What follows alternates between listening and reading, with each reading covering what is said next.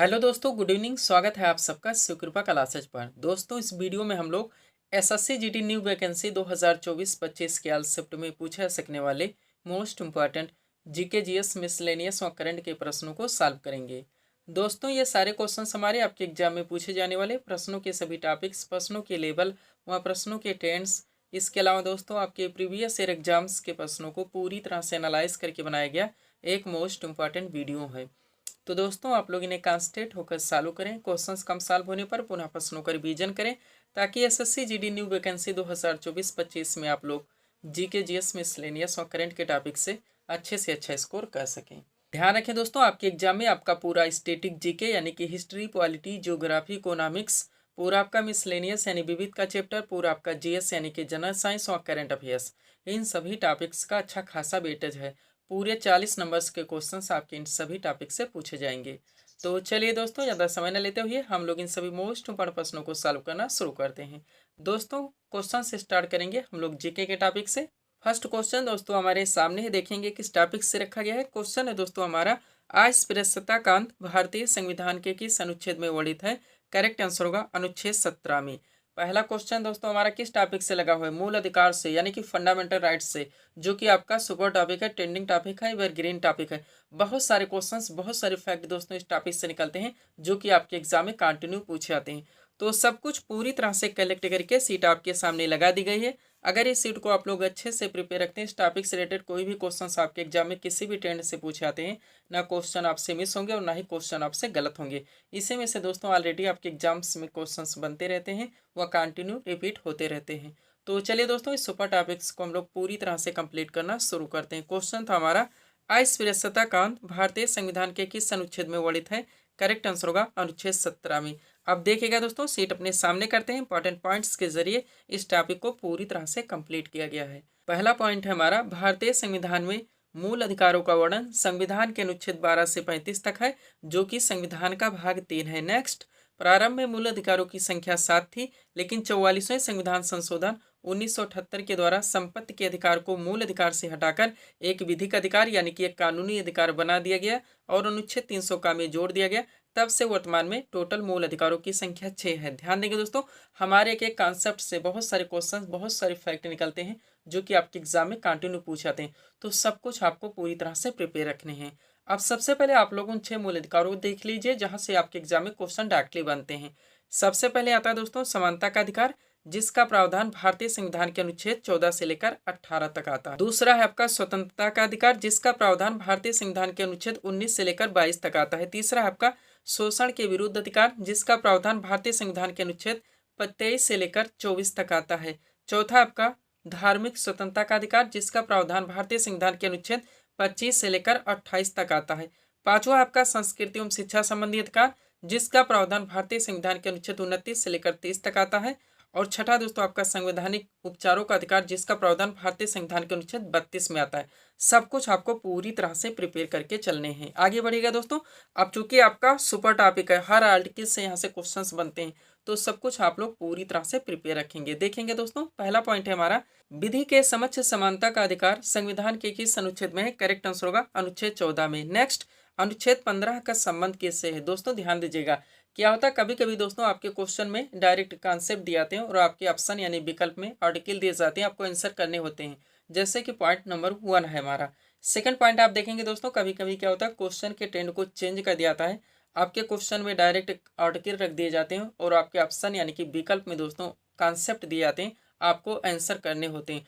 तो हर ट्रेंड से दोस्तों आप लोग क्वेश्चंस को प्रिपेयर रखेंगे। हम आपको बताना चाहेंगे दोस्तों, आपके एग्जाम के लिए जो आपके एग्जाम में दोस्तों 40 नंबर्स के क्वेश्चंस का वेटेज है, जिनमें आपका पूरा स्टैटिक जीके आएगा, पूरा आपका मिसलेनियस यानी विविध आएगा, पूरा आपका जीएस आएगा, पूरा आपका करंट आएगा।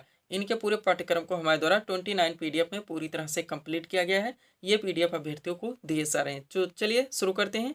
अनुच्छेद 15 का संबंध किससे दोस्तों, तो धर्म, मूल वंश, जात, लिंग या जन्म स्थान के प्रतिषेध से। अनुच्छेद 16 की बात की जाए दोस्तों, तो इसमें लोक नियोजन के विषयों में अवसर की समानता का प्रावधान किया गया है, या आप कह सकते हैं कि सरकारी पद प्राप्ति के समान अवसर का प्रावधान किया गया है। अनुच्छेद 17 आपका हाईलाइटेड है, जिसमें अस्पृश्यता के अंत का प्रावधान किया गया है। वह अनुच्छेद 18 में दोस्तों उपाधियों के अंत का प्रावधान किया गया है। अनुच्छेद 19 की बात की जाए दोस्तों तो विचार एवं अभिव्यक्ति की स्वतंत्रता का प्रावधान किया गया है। और अनुच्छेद 20 में अपराधों के लिए दोष सिद्धि के संबंध में संरक्षण का प्रावधान किया गया है।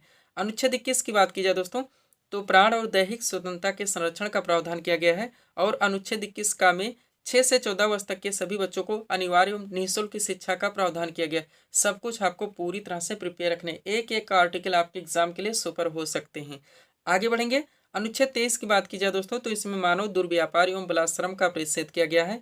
और अनुच्छेद 24 में दोस्तों कारखानों आदि में बालकों के नियोजन का परिच्छेद किया गया है। नेक्स्ट, अनुच्छेद 29 की बात की जाए तो इसमें अल्पसंख्यक वर्गों के हितों के संरक्षण का प्रावधान किया गया है। और अनुच्छेद 32 में दोस्तों संवैधानिक उपचारों के अधिकारों का प्रावधान किया गया है। सब कुछ आपको पूरी तरह से प्रिपेयर रखने हैं। आगे बढ़ेगा दोस्तों, थोड़ा सा हमारा नोट देखिए ताकि ये टॉपिक आपका अच्छे से कंप्लीट हो सके। नोट है दोस्तों हमारा, 44वें संवैधानिक संशोधन 1978 ने यह स्पष्ट किया कि राष्ट्रपति द्वारा राष्ट्रीय आपातकाल के दौरान अनुच्छेद 20 जिसमें प्रावधान किया गया है अपराधों के लिए दोष सिद्धि के संबंध में संरक्षण, और अनुच्छेद 21 जिसमें प्रावधान किया गया है जीवन और व्यक्तिगत स्वतंत्रता की सुरक्षा को निलंबित नहीं किया सकता, ध्यान रखेंगे। और लास्ट पॉइंट है हमारा, भारतीय संविधान में वर्णित मूल अधिकार यूएसए के संविधान से लिया गया है। सब कुछ आपको पूरी तरह से प्रिपेयर रखने। सब्सक्राइब करें दोस्तों आप हमारे स्टडी चैनल शिव कृपा क्लासेज को इसी तरह के वीडियोस के लिए। आगे बढ़ेंगे दोस्तों, थोड़ा सा पीडीएफ के बारे में बात होगी, पुनः हम लोग अगले टॉपिक्स को कंप्लीट करेंगे। देखिएगा दोस्तों, एसएससी ऑल एग्जाम्स और रेलवे ऑल एग्जाम्स का ऑल इन वन नया वर्जन कंबाइंड पीडीएफ हमारे द्वारा पूरी तरह से प्रिपेयर किया गया है। इस पीडीएफ को बनाने में दोस्तों आपके एसएससी और रेलवे के विभिन्न एग्जाम्स के प्रीवियस ईयर एग्जाम्स के क्वेश्चंस को भी पूरी तरह से एनालाइज किया गया, उनको शामिल किया गया है। इसके अलावा दोस्तों आपके क्वेश्चंस के वेटेज को, उनके लेवल को, उनके टेंट को भी पूरी तरह से ध्यान में रखा गया है।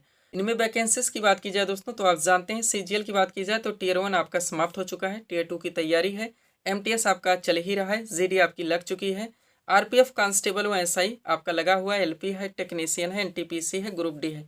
इनमें से किसी भी वैकेंसीज में अच्छी फाइट के लिए आप इस पीडीएफ को परचेज कर सकते हैं। इसमें आपका पूरा साइंस यानी फिजिक्स, केमिस्ट्री व बायो का स्पेशल पीडीएफ आएगा, पूरा आपका स्टैटिक जीके व मिसलेनियस यानी विविध का स्पेशल पीडीएफ आएगा, और पूरा आपका करंट का भी स्पेशल पीडीएफ आएगा। मात्र 100 रुपीज़ इसकी पेड फीस रखी गई। व्हाट्सअप नंबर आप लोगों के सामने है जहां पर आप जुड़कर पीडीएफ ले सकते हैं। बढ़ेंगे दोस्तों हम लोग अगले टॉपिक्स की ओर। अगला क्वेश्चन आपके सामने है, देखेंगे किस टॉपिक से रखा गया है। क्वेश्चन है दोस्तों हमारा, देवधर ट्रॉफी किस खेल से संबंधित है? करेक्ट आंसर होगा क्रिकेट से। टॉपिक क्या है दोस्तों आपका, प्रमुख राष्ट्रीय कप एवं ट्रॉफी आपका ट्रेंडिंग टॉपिक है, आपके एग्जाम में कंटिन्यू क्वेश्चंस बनते हैं इस टॉपिक से। वो हर टॉपिक्स आपके पूरे पाठ्यक्रम को प्रिपेयर करके दोस्तों आपके पीडीएफ को पूरी तरह से कंप्लीट कर लिया गया है, जहां जहां से आपके एग्जाम्स में क्वेश्चंस बनने हैं। डायरेक्टली पूछे जाते हैं दोस्तों, संतोष ट्रॉफी किस खेल से संबंधित है, डूरंड कप किस खेल से संबंधित है, आगा खा कप किस खेल से संबंधित है। तो सब कुछ पूरी तरह से कंप्लीट करके सीट आपके सामने लगा दी गई है। इस सीट को आप लोगों को अच्छे से प्रिपेयर रखने हैं। चलिए शुरू करते हैं। क्वेश्चन था दोस्तों हमारा, देवधर ट्रॉफी किस खेल से संबंधित है? करेक्ट आंसर होगा क्रिकेट से। टॉपिक क्या है आपका, प्रमुख राष्ट्रीय कप एवं ट्रॉफियां। चलिए इस सीट को थोड़ा सा अपने सामने करते हैं। देखिएगा दोस्तों, अब एक तरफ इसमें विभिन्न खेलों के नाम दिए गए हैं, दूसरी तरफ संबंधित कप एवं ट्रॉफियों के नाम दिए गए हैं। चलिए स्टार्ट करते हैं। बात की जाए हॉकी की दोस्तों तो इससे संबंधित कप एवं ट्रॉफियां देखेंगे।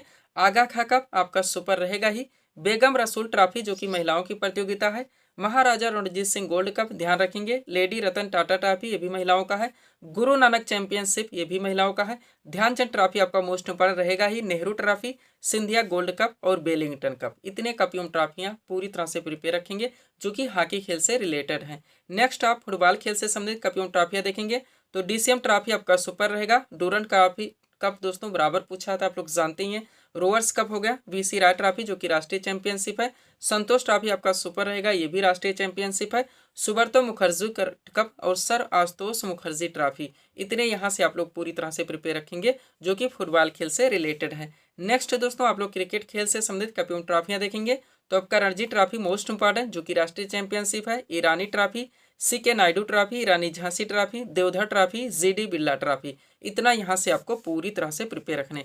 खेल जगत से बहुत सारी सीटें दोस्तों आपके पीडीएफ में ऐड की गई हैं क्योंकि ये सारे आपके ट्रेंडिंग टॉपिक्स हैं। टेबल टेनिस खेल से संबंधित कप एवं ट्रॉफी आप लोग देखेंगे तो बारना बेले कप जो कि पुरुषों का प्रतियोगिता है, जयलक्ष्मी कप महिलाओं का है, राजकुमारी चैलेंज कप दोस्तों जूनियर महिला का है, और रामानुज ट्रॉफी दोस्तों जूनियर पुरुष का है। बैडमिंटन खेल से संबंधित कप एवं ट्रॉफियां देखेंगे तो आपका नारंग कप हो गया, चड्ढे कप हो गया दोस्तों, और अमृत दीवान कप हो गया। बास्केटबॉल खेल से संबंधित कप एवं ट्रॉफियां देखेंगे तो आपका नेहरू कप और फेडरेशन कप।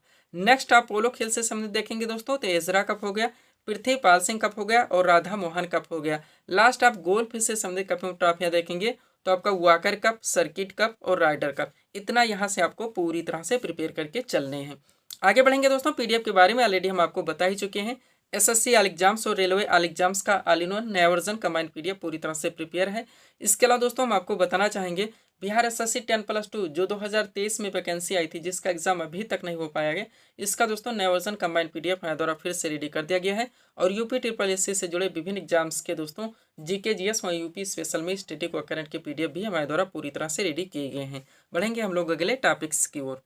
अगला क्वेश्चन दोस्तों आपके सामने है, देखेंगे किस टॉपिक से रखा गया है। क्वेश्चन है दोस्तों हमारा, वॉलीबॉल के प्रत्येक पक्ष में कितने खिलाड़ी होते हैं? करेक्ट आंसर होगा 6 खिलाड़ी। टॉपिक क्या है दोस्तों आपका, विभिन्न खेलों में प्रत्येक पक्ष के खिलाड़ियों की संख्या। आप जानते हैं आपका ट्रेंडिंग टॉपिक है, छोटा सा टॉपिक है, इजी सा टॉपिक है, लेकिन आपके एग्जाम में डायरेक्टली यहाँ से क्वेश्चन बनते हैं, तो सब कुछ आपको पूरी तरह से प्रिपेयर रखने हैं। सीट आपके सामने लगी हुई है। चलिए शुरू करते हैं। क्वेश्चन था दोस्तों हमारा, वॉलीबॉल के प्रत्येक पक्ष में कितने खिलाड़ी होते हैं? करेक्ट आंसर होगा 6 खिलाड़ी। टॉपिक है दोस्तों आपका, विभिन्न खेलों में प्रत्येक पक्ष के खिलाड़ियों की संख्या। एक तरफ खेलों के नाम दिए गए, दूसरी तरफ खिलाड़ियों की संख्या के नाम। शुरू करते हैं दोस्तों। बात की जाए रग्बी फुटबॉल की, तो इसमें टोटल 15 खिलाड़ी होते हैं एक पक्ष में। क्रिकेट, हॉकी व फुटबॉल तीनों एक साथ देखेंगे, इसमें 11 खिलाड़ी होते हैं। बेसबॉल और खो खो में दोस्तों 9 खिलाड़ी होते हैं। जिम्नास्टिक में 8 खिलाड़ी होते हैं। किसी भी दोस्तों ट्रिक से आपको इसको पूरी तरह से प्रिपेयर रखने होंगे। आगे बढ़िएगा। वाटर पोलो और कबड्डी में दोस्तों 7 खिलाड़ी होते हैं। वॉलीबॉल में 6 खिलाड़ी होते हैं। बास्केटबॉल में बात की जाए 5 खिलाड़ी होते हैं। पोलो में 4 खिलाड़ी होते हैं। लॉन टेनिस, बैडमिंटन और टेबल टेनिस तीनों एक साथ देखेंगे, इसमें 1 या 2 खिलाड़ी होते हैं। यहाँ तक इसको आपको पूरी तरह से प्रिपेयर करके चलने हैं। बढ़ेंगे हम लोग अगले टॉपिक्स की ओर। ज़्यादा से ज़्यादा टॉपिक्स ऐड करने के कारण दोस्तों थोड़ा सा हम लोग फास्ट चलेंगे। क्वेश्चन अगला आपके सामने देखेंगे किस टॉपिक से लगाया गया है। क्वेश्चन दोस्तों हमारा, भारतीय संविधान में वर्णित समवर्ती सूची की प्रेरणा किस देश के संविधान से ली गई है?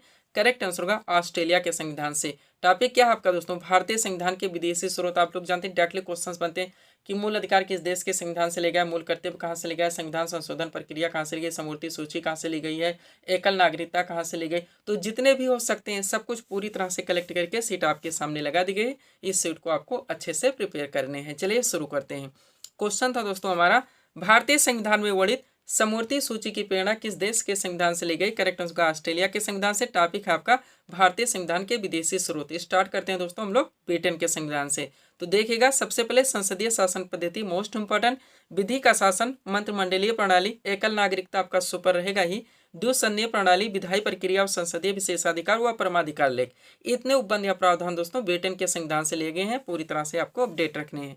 अमेरिका के संविधान से देखेंगे तो उद्देश्य का विचार, न्यायिक पुनर्विलोकन, न्यायपालिका की स्वतंत्रता, मूल अधिकार आपका सुपर रहेगा ही, उपराष्ट्रपति का पद, राष्ट्रपति पर महाभियोग और उच्चतम न्यायालय तथा उच्च न्यायालय के न्यायाधीशों के हटाए जाने के उपबंध। इतने प्रावधान अमेरिका के संविधान से ले गए। पूरी तरह से आपको प्रिपेयर रखने। यही कारण है दोस्तों हम अपने वीडियोस में कभी आपको ऑप्शन लगा के नहीं पढ़ाते, क्योंकि ऑप्शन से सारी चीजें आपकी एक साथ कभी क्लियर नहीं हो सकती, केवल कंफ्यूजन क्रिएट होगा, टाइम टेकिंग होगा।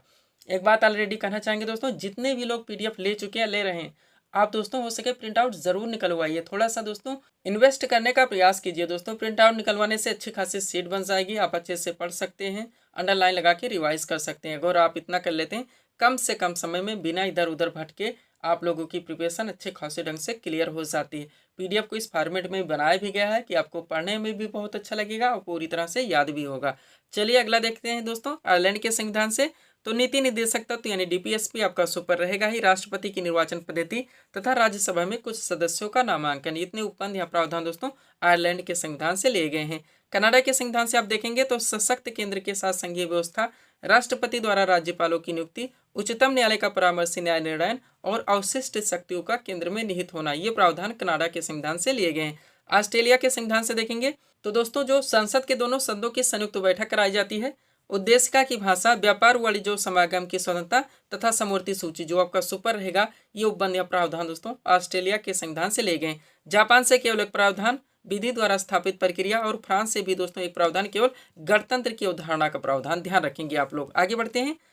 अगला है आपका दक्षिण अफ्रीका के संविधान से देखेंगे दोस्तों तो संविधान संशोधन की व्यवस्था यानी आर्टिकल 368 मोस्ट इंपोर्टेंट तथा राज्यसभा के सदस्यों का निर्वाचन, ये प्रावधान दक्षिण अफ्रीका के संविधान से ले गए।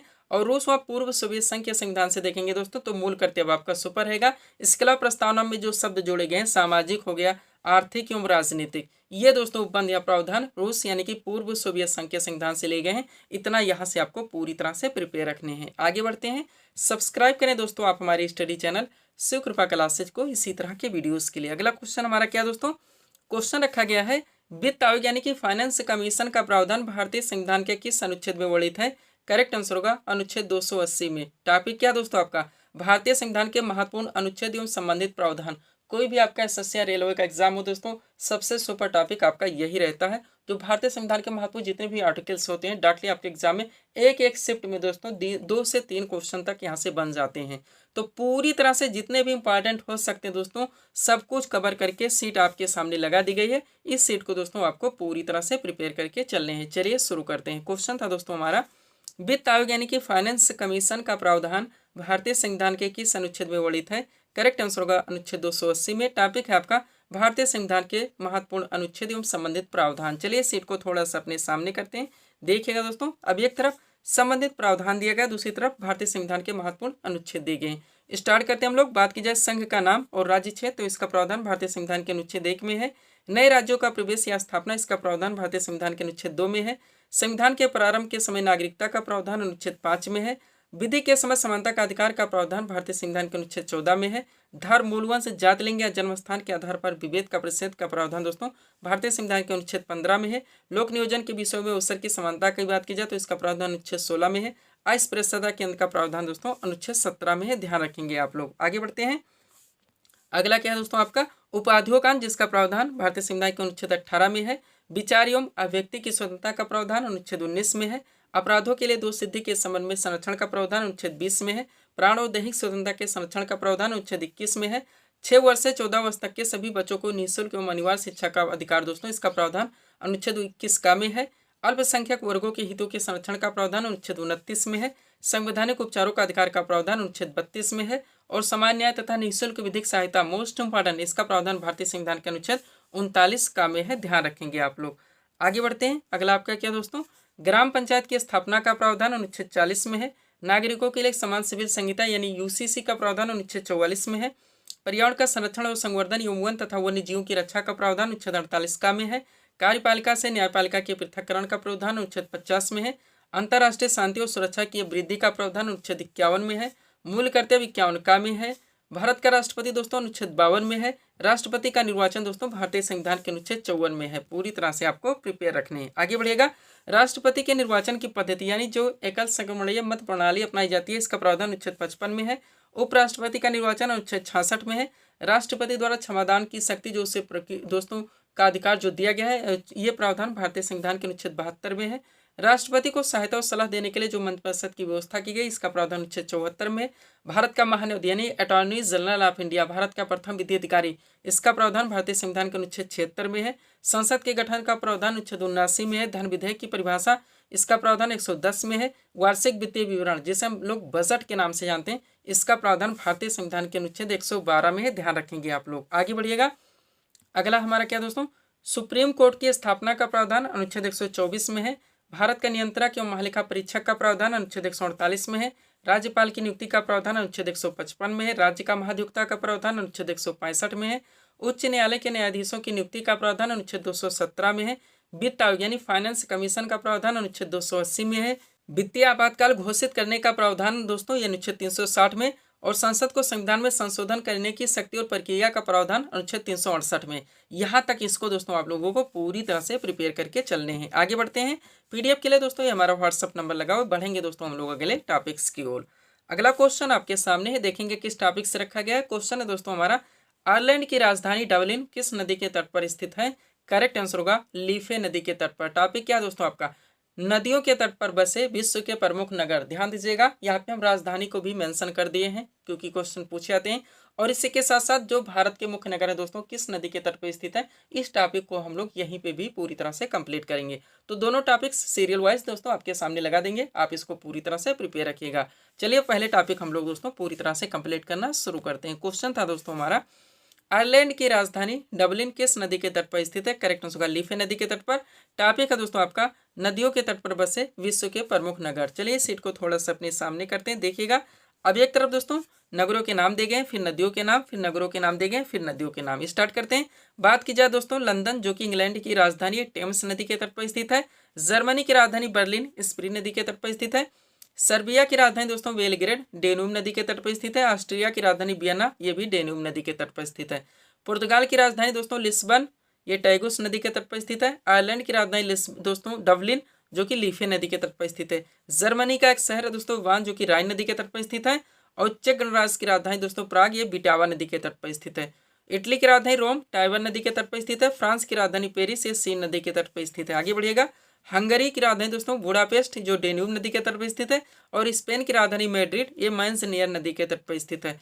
यूएसए की राजधानी वाशिंगटन पोटोमैक नदी के तट पर स्थित है। और म्यांमार की राजधानी दोस्तों रंगून, ये इरावदी नदी के तट पर स्थित है। ध्यान रखेंगे आप लोग। आगे बढ़िएगा। अगला हमारा क्या दोस्तों, ऑस्ट्रेलिया का एक शहर है पर्थ, जो कि स्वान नदी के तट पर स्थित है। और जापान की राजधानी दोस्तों टोक्यो, ये अराकावा नदी के तट पर स्थित है। ऑस्ट्रेलिया का दोस्तों एक शहर है सिडनी, जो कि डार्लिंग नदी के तट पर स्थित है। यूएसए का एक शहर है न्यूयॉर्क, जो कि हडसन नदी के तट पर स्थित है। पाकिस्तान का एक शहर है कराची, जो कि सिंधु नदी के तट पर स्थित है। और पाकिस्तान का एक शहर है दोस्तों लाहौर, जो कि रावी नदी के तट पर स्थित है। चीन का एक शहर है संघाई, जो कि यांगटी क्यांग नदी के तट पर स्थित है। और इराक की राजधानी दोस्तों बगदाद, ये टिग्रिस नदी के तट पर स्थित है। इतना यहाँ से आपको पूरी तरह से प्रिपेयर रखने हैं। आप चलिए इसी के साथ ये टॉपिक भी आप लोग पूरी तरह से कंप्लीट कर लीजिए। अहमदाबाद किस नदी के तट पर स्थित नगर है? करेक्ट आंसर होगा साबरमती। इसी के साथ दोस्तों ये टॉपिक भी आप लोग पूरी तरह से कंप्लीट करेंगे। टॉपिक क्या है? नदियों के तट पर बसे भारत के प्रमुख शहर। सीट आपके सामने लगी हुई है, सब कुछ पूरी तरह से कंप्लीट किया गया है। शुरू करते हैं दोस्तों हम लोग। क्वेश्चन था हमारा, अहमदाबाद किस नदी के तट पर स्थित नगर है? Correct answer Sabarmati. टॉपिक है आपका नदियों के तट पर बसे भारत के प्रमुख शहर। चलिए देखिएगा। सबसे पहले इसमें नगरों के नाम, फिर नदियों के नाम, फिर नगरों के नाम, फिर नदियों के नाम। बात की जाए दोस्तों आगरा, जो कि यमुना नदी के तट पर स्थित है। अहमदाबाद दोस्तों साबरमती नदी के तट पर स्थित है। कटक ये महानदी के तट पर स्थित है। कोलकाता दोस्तों ये हुगली नदी के तट पर स्थित है। हरिद्वार की बात की जाए, जो कि गंगा नदी के तट पर स्थित है। गुवाहाटी दोस्तों ब्रह्मपुत्र नदी के तट पर स्थित है। पूरी तरह से आप ध्यान रखेंगे। आगे बढ़िएगा। अगला आपका क्या दोस्तों, नासिक, जो कि गोदावरी नदी के तट पर स्थित है। पणजी दोस्तों ये मांडवी नदी के तट पर स्थित है। उज्जैन की बात की जाए, क्षिप्रा नदी के तट पर स्थित है। सूरत दोस्तों ये ताप्ती नदी के तट पर स्थित है। श्रीनगर की बात की जाए, झेलम नदी के तट पर स्थित है। अयोध्या दोस्तों ये सरयू नदी के तट पर स्थित है। तिरुचिरापल्ली की बात की जाए, कावेरी नदी के तट पर स्थित है। हैदराबाद दोस्तों ये मूसी नदी के तट पर स्थित है। जौनपुर गोमती नदी के तट पर स्थित है। संबलपुर दोस्तों ये महानदी के तट पर स्थित है। डिब्रूगढ़ की बात की जाए, ब्रह्मपुत्र नदी के तट पर स्थित है। लखनऊ दोस्तों गोमती नदी के तट पर स्थित है। पटना की बात की जाए, गंगा नदी के तट पर स्थित है। इलाहाबाद, जिसका नाम चेंज करके प्रयागराज रखा गया, ये गंगा यमुना के संगम पर स्थित है। इतना यहाँ से आपको पूरी तरह से प्रिपेयर रखने। बढ़ेंगे दोस्तों हम लोग अगले टॉपिक्स की ओर। अगला क्वेश्चन दोस्तों हमारे सामने देखेंगे किस टॉपिक से रखा गया है। क्वेश्चन है दोस्तों हमारा, 18वीं लोकसभा चुनाव 2024 कुल कितने चरणों में संपन्न हुआ? करेक्ट आंसर होगा 7 चरणों में। टॉपिक क्या दोस्तों आपका, करंट से हमारा क्वेश्चन आया, तो मोस्ट ऑफ करंट के क्वेश्चंस को कलेक्ट करके दोस्तों सीट आपके सामने लगाई गई है। एक एक क्वेश्चन आपके एग्जाम के लिए पूरी तरह से सुपर हो सकते हैं। हर क्वेश्चन को आप लोगों को पूरी तरह से प्रिपेयर रखने। चलिए शुरू करते हैं हम लोग। क्वेश्चन था दोस्तों हमारा, 18वीं लोकसभा चुनाव 2024 कुल कितने चरणों में संपन्न हुआ? करेक्ट आंसर होगा 7 चरणों में। अब एक एक क्वेश्चन आप लोग कॉन्सेंट्रेट होकर देखेंगे। पहला क्वेश्चन है दोस्तों हमारा, 50वें G7 शिखर सम्मेलन 2024 का आयोजन कहाँ किया गया? करेक्ट आंसर होगा फसानो, इटली में। नेक्स्ट, आईसीसी पुरुष T20 विश्व कप 2024 का खिताब किस देश की टीम ने जीता? तो ये भारत ने जीता है। उप विजेता की बात की जाए तो इसमें दक्षिण अफ्रीका रहा है। नेक्स्ट, वर्ष 2024 में किसे तीसरी बार भारत के राष्ट्रीय सुरक्षा सलाहकार यानी कि NSA पद पर नियुक्त किया गया है? करेक्ट आंसर होगा अजीत डोभाल को। नेक्स्ट, जून 2024 में कौन सा देश अंतर्राष्ट्रीय सौर संगठन यानी ISA का 100वां सदस्य देश बन गया है? तो पैराग्वे। ध्यान रखेंगे, बिल्कुल अपडेटेड क्वेश्चन है ये। नेक्स्ट, किसे प्रतिष्ठित पेन पिंटर पुरस्कार 2024 से सम्मानित किया गया है? तो अरुंधति राय हैं। और दोस्तों किसे professional gold tour of India यानी PGTI के अध्यक्ष के रूप में नियुक्त किया गया है? करेक्ट आंसर होगा कपिल देव को। ध्यान रखेंगे आप लोग। आगे बढ़िएगा। अगला क्वेश्चन क्या है दोस्तों हमारा, जून 2024 में किसे लगातार दूसरी बार लोकसभा के अध्यक्ष के रूप में चुना गया है? तो ओम बिरला को। नेक्स्ट, जून 2024 में किसे भारतीय सेना के अगले उप प्रमुख के रूप में नियुक्त किया गया? तो NS राजा सुब्रमण्यम को। वहाँ 10वां अंतर्राष्ट्रीय योग दिवस 2024 कब मनाया गया? 21 जून को। नेक्स्ट, विश्व शरणार्थी दिवस 2024 साल में कब मनाया गया? 20 जून को। बान जलवायु सम्मेलन 2024 का आयोजन किस देश में किया गया? तो जर्मनी में। और जून 2024 में किसने स्लोवाकिया के राष्ट्रपति के रूप में शपथ ली है? तो पीटर पेलेग्रिनी ने। ध्यान रखेंगे आप लोग। आगे बढ़ते हैं। अगला क्वेश्चन दोस्तों हमारा क्या है, जून 2024 में किसने फिर से दक्षिण अफ्रीका के राष्ट्रपति के रूप में शपथ ली है? तो सिरिल रामाफोसा है। नेक्स्ट, विश्व मरुस्थलीकरण एवं सूखा रोकथाम दिवस 2024 कब मनाया गया? 17 जून को। और जून 2024 में किसे 12वें विश्व हिंदी सम्मान 2023 से सम्मानित किया गया है? तो उषा ठाकुर को। नेक्स्ट, राष्ट्रीय सांख्यिकी दिवस 2024 कब मनाया गया? 29 जून को। और जून 2024 में पवन कल्याण किस राज्य के नए उप मुख्यमंत्री बने हैं? तो आंध्र प्रदेश के। और भारतीय दूरसंचार नियामक प्राधिकरण यानी कि ट्राई के नए सचिव के रूप में किसे नियुक्त किया गया है? तो अतुल कुमार चौधरी को। ध्यान रखेंगे आप लोग। आगे बढ़ते हैं, सब्सक्राइब करें दोस्तों आप हमारी स्टडी चैनल शिव कृपा क्लासेज को इसी तरह की वीडियोस के लिए। आगे बढ़ेंगे, अगला क्वेश्चन हमारा क्या दोस्तों, वर्ष 2024 में ओडिशा के नए मुख्यमंत्री कौन बने हैं? तो मोहन चरण मांझी हैं। नेक्स्ट, वर्ष 2024 में भारत के फिर से गृह मंत्री यानी होम मिनिस्टर कौन बने हैं? तो अमित शाह है। अगला क्वेश्चन, जून 2024 में कौन भारतीय नौसेना की पहली महिला हेलीकॉप्टर पायलट बनी है? तो अनामिका वी राजीव है। और भारतीय दूरसंचार नियामक प्राधिकरण यानी कि ट्राई के नए अध्यक्ष के रूप में किसे नियुक्त किया गया है? करेक्ट आंसर होगा अनिल कुमार लाहोटी को। नेक्स्ट, केंद्रीय प्रत्यक्ष कर बोर्ड यानी कि सीबीडीटी के अध्यक्ष के रूप में किसे नियुक्त किया गया है? रवि अग्रवाल को। और इदासीसा नोग्रांग को किस राज्य की पहली महिला पुलिस महानिदेशक यानी डीजीपी नियुक्त किया गया है? तो मेघालय की। ध्यान रखेंगे आप लोग। अगला क्वेश्चन क्या है दोस्तों हमारा, किसे फिर से, क्वेश्चन पे ध्यान देंगे, किसे फिर से भारतीय रिजर्व बैंक यानी कि आरबीआई का डिप्टी गवर्नर नियुक्त किया गया है? तो टी रविशंकर को। और ऊर्जा एवं शहरी मामलों का मंत्रालय के नए मंत्री कौन बने हैं? तो मनोहर लाल खट्टर हैं। नेक्स्ट, किसे इंदिरा गांधी परमाणु अनुसंधान केंद्र यानी आईजीसीआर के निदेशक के रूप में नियुक्त किया गया है? तो सीजी करहाड़कर को। और किसे नीति आयोग में निदेशक नियुक्त किया गया है? तो आशीष कुमार दास को। नेक्स्ट, किसे पंजाब और हरियाणा उच्च न्यायालय का मुख्य न्यायाधीश नियुक्त किया गया है? तो शीला नागू को। और भारत के नए नवीन एवं नवीकरणीय ऊर्जा मंत्री कौन बने हैं? तो प्रहलाद जोशी हैं। पूरी तरह से आपको प्रिपेयर रखने हैं।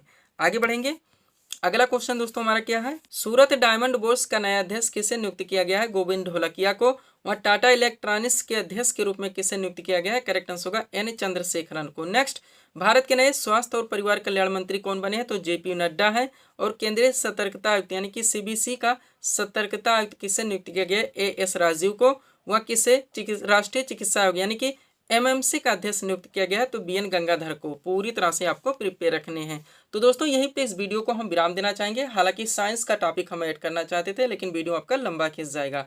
तो मिलते हैं दोस्तों हम आपको अगले वीडियोस में। Thanks for watching.